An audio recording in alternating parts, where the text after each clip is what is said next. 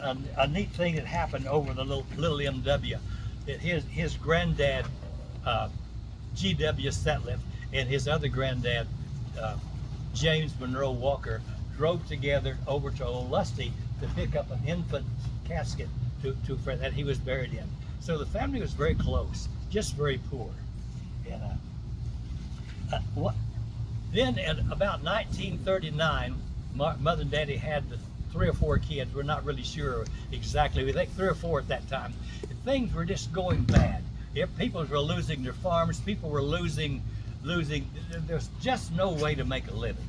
And Mother and Daddy upped and moved to Pep, New Mexico. Where Daddy tried to help a brother-in-law run a gas station in a mode to survive. Daddy went to be a mechanic, but it just didn't work out. So they went back to Midway, Oklahoma, and Daddy and Mother went back into doing all the things they'd done before of trying to survive. But it didn't work. Again, it quit raining. They didn't know crop rotation. They didn't know how to plow. And here's what happened. It's called a black norther. See that right there? That's what the sky looked back like that back then. The dust just blew, everything, the crops just blew away. The cattle died. The water holes, even what water holes they had got stopped up. It was just couldn't survive. It was hard to survive. So one day, Mother and Daddy said, I'm not going to use any bad words. They would use the words, "The heck with it. I give up. There's a better world. There's a better world out there." Mother and Daddy loaded Lou, Leon, Marshall, me, and Angie in a Model A Ford. All the worldly possessions, a little bit of equal here. Our grandparents had a wagon. Mother and Daddy had a Model A Ford. We got in this Model A Ford, and we left for Canyon, Texas. We learned through a series of doctors that these big group of doctors, needed someone to run their weekend farms, their gentleman ranches, their gentleman farms, and one of them hired our dad, Marshall, to come and run his name was Dr. R.A. Duncan, right in Canyon, Texas. He went down there, and Dad worked the farm there for a while and kind of started getting things together again. Then that farm closed down. He went over to the next farm called the Powers Farm. He worked there for a while, but again, that didn't work out. And a good friend of his said, "Marshall, I've got a deal for you. Are you even kind of?" And he says, "Come work for me. I will give you salary and a percentage of the farm." And this guy was a big producer. I mean, he had multi-farms, multi-cattle. The ideal job for Dad to go to. But Dad went there, and they got all the crops in and all that. Then they had the hellest hailstorm you've ever seen in your life. All the crops were destroyed. So here were Marshall and Chloe with 4 kids, and again, nothing.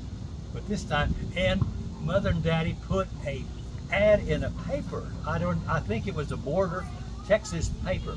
Amarillo Globe. The what? Amarillo Globe. They put it, okay, loose. Amarillo, they put an ad in the Amarillo Globe. A guy named Virgil Matthews from Spearman, Texas, saw that ad and drove down to Dumas, Texas, where we were at the time, and hired Daddy, I think, on the spot. And that's when we moved to Spearman. And Spearman was a good thing. It didn't have the potential for growth that Daddy had working for the Brummy farm, but it was a good survival thing. So, Daddy spent forever at work. He worked for Virgil for 20 years. They worked on farms. Then after that, Daddy was getting old. He had arthritis, and Mother all of her life had been with Daddy on the farm, just doing absolutely nothing. Mother was really a social being in her own way, but Daddy was happy on the farm, but Mother wanted more. And at some moment in time, and Louise may correct me on this, they decided it was just time. One reason was the church offered Daddy a custodial job, and he said, "I can't work for that amount of money. I can't live on that." They said, "What will it take for you to come?" And he said, "I'll come for X dollars." And they said, "You got it." So Daddy and Marshall, Daddy and Mother, again, that was in 1970. Oh, that's not right. 47. Thank you. 1967, they left the farm and bought their house in town. Daddy was working as a custodian at the church, and Mother started a, I lost the word. Upholstery shop. Thank you. You know it better than me. And there's a picture. Mother would cut. If Mother could see it, she could do it.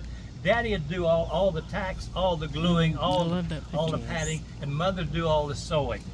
So that, and they worked there for a couple of years, but then Daddy's arthritis just, he began to really slow down, and Louise and Angie made the trips up there, and I'm sure the kids were involved, did on Saturdays, am I right, on Saturdays, to clean the church when Daddy wasn't able.